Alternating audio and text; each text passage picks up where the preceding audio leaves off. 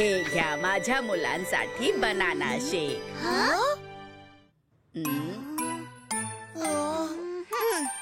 अरे हे माझ्या मुलांना काय झालं बरं? सगळे तुमच्यावर चिडले आहेत, पण बनाना शेक प्यायला काय हरकत बाबू.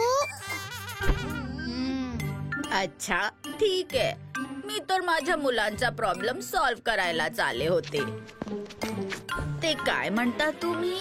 Story time with Sudhama. हो.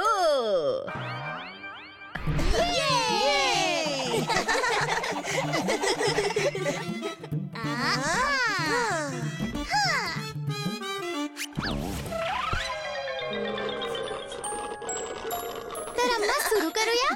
हो हो. एक दिवस विजयनगरचे राजा विद्याधर आणि त्यांचा मंत्री सारंगा दोघेही वेश बदलून नगर भ्रमण करण्यासाठी निघाले. महाराज महाराज महाराज, तुम्हाला कोणी ओळखलं तर गडबड होईल. अरे ते सगळं सोड, स्वतःच्या अवतीभोवती तर बघ, लोक किती आनंदी आहेत. अरे करू नका गडबड घोटाळा. अरे घ्या कांदा आणि रताळा. जेव्हा आम्ही आमच्या प्रजेला आनंदात बघतो तेव्हा आमचं मन समाधानी होतं. हे बघ सारंगा, अशी एकही व्यक्ती दिसत नाही जी आनंदी नाही. महाराज क्षमा करा, पण हत्तीचे दात दाखवायचे वेगळे आणि खायचे वेगळे असतात. अर्थात जी व्यक्ती संतुष्ट आहे तीच खुश आहे.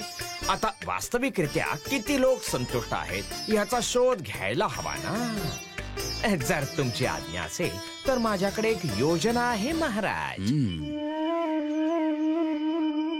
आमच्यासाठी ही माहिती आवश्यक आहे की तुम्ही सर्वजण खरोखर आनंदी आहात की नाही. आमच्या राज्यात तुमच्या सगळ्या गरजा पुरवल्या जात आहेत किंवा नाही. इथे उपस्थित लोकांपैकी कोणी असा आहे का जो आनंदी नाहीये? मी तर इतका आनंदात आहे महाराज की व्यापार करण्यासाठी देखील बाहेर जायची इच्छा होत नाही मला पै पै जोडून.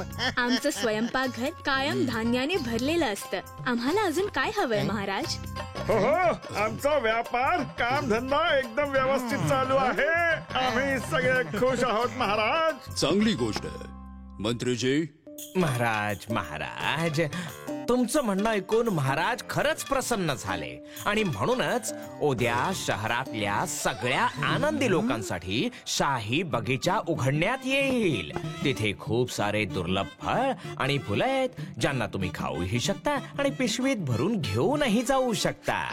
शाही बगीचा जो राजाचा सगळ्यात प्रिय आणि खास बगीचा होता, जिथे राजाने देश विदेशातून फळं फुलं मागवून तिथे लावली होती. तुम्ही सगळे बगीच्याचा आनंद घ्या. बगीच्याच्या मागच्या द्वारापाशी महाराज तुम्हा सगळ्यांना भेटतील.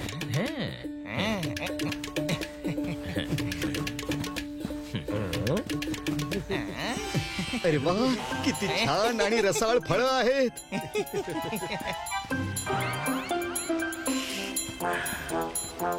अद्भुत.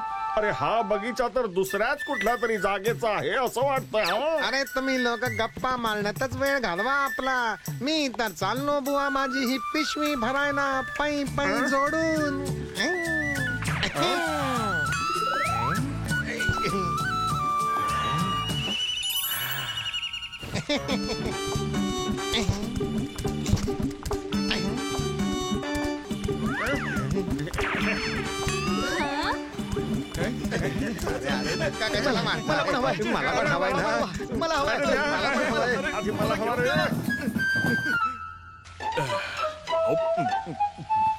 आताशी फक्त अर्धाच बगीचा पाहिलाय आणि पिशवी भरली सुद्धा.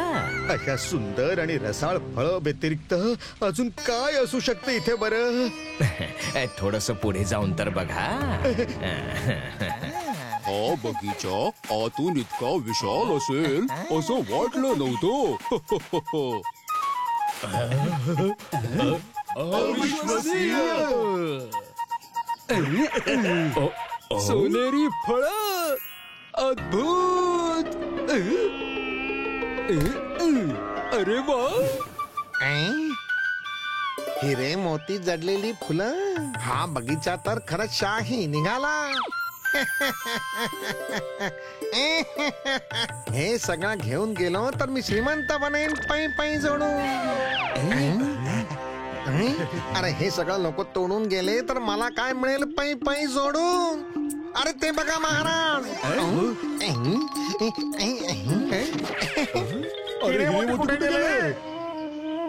सोनेरी फळ. अरे यांना ठेवायला तर जागाच नाहीये. यांना बाहेर काढतो.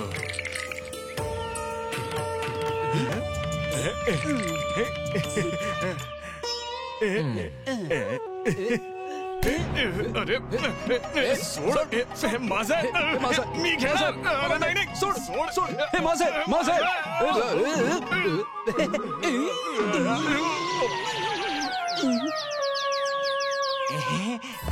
हे फळ मला देखील हवं.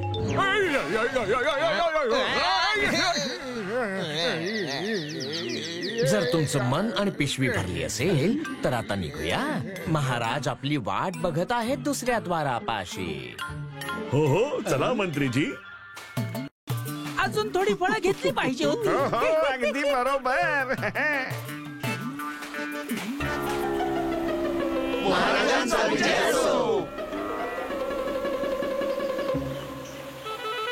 जा जा, त्या बाजूला महाराज तुमची वाट बघत आहे. इतका जोरदार प्रवाह याला पार करणार तरी कसा? आणि करणार नाही तर महाराजांपर्यंत कसं काय पोहोचणार आम्ही? अरे तुम्ही पण ना ह्याला असं पार करणार अजून कसं?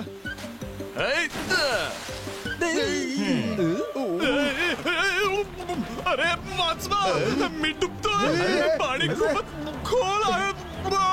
पिशवी सोडून दे, नाहीतर प्रवाहात तू सुद्धा वाहून जाशील. नाही नाही, ही पिशवी मी नाही सोडणार. अरे सोडून दे. वाचवा. नाही, माझी सोनेरी फळं सगळी मेहनत गेली पाण्यात. घाई करा, महाराज प्रतीक्षा करत आहेत. नदीचा प्रवाह खूप धोकादायक आहे. नाही गेलो तर महाराज नाराज होतील, आणि गेलो तर सोनेरी फळांसोबत आपण सुद्धा पाण्यात बुडून जाऊ. अरे करायचं तरी काय?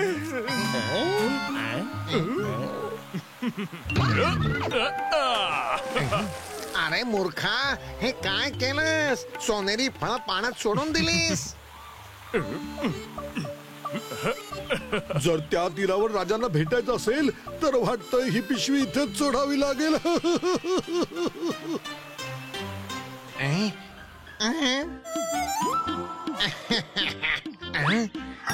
माझी फळ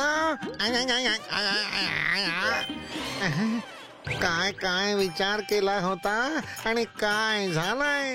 पाय पाय जोडून.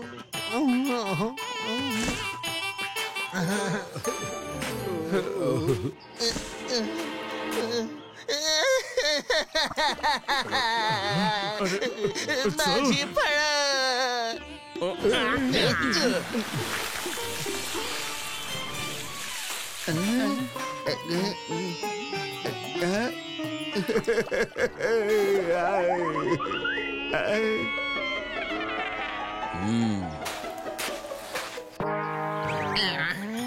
हाती आलं पण लाभलं मात्र नाही. काल जी माणसं आपण आनंदी आहोत असं सांगत होती त्यांना सोनेरी फळांच्या हव्यासाने दुःखी झालेलं बघून राजाला वाईट वाटलं. मात्र तिथे एक असा माणूस होता जो आनंदी दिसत होता. त्याला पाहून राजाला आश्चर्य वाटलं. त्याच्या चेहऱ्यावर स्मित हास्य होतं. राजाने त्याला स्वतः जवळ बोलवलं. एवढी संपत्ती हातून गेल्याचं तुला दुःख नाही वाटत? दुःख का होईल महाराज? तुम्ही तुमच्या शाही बगीच्यात फिरण्याची संधी आम्हाला दिली. ही तर आनंदाची आणि सन्मानाची बाब आहे. तसही मी सोनेरी फळं घेतलीच नाही. मी तर पोट भरून रसाळ फळं खाल्ली, आणि त्यात मी थोडी फळं माझ्या मुलीसाठी घेतली होती, ज्यांना मी नदीत उडी मारण्याआधी सोडून दिलं. म्हणूनच महाराज, जो समाधानी आहे तोच खऱ्या अर्थाने आनंदी आहे. खूप छान सारंगा. शाबास. इतर लोकांनाही तुझ्याकडून हे शिकलं पाहिजे. आणि हो, हे घे शाही बागेतली स्वादिष्ट फळं तुझ्या मुलीसाठी. धन्यवाद Maharaj. If you like this video, subscribe to our channel Murthy Media.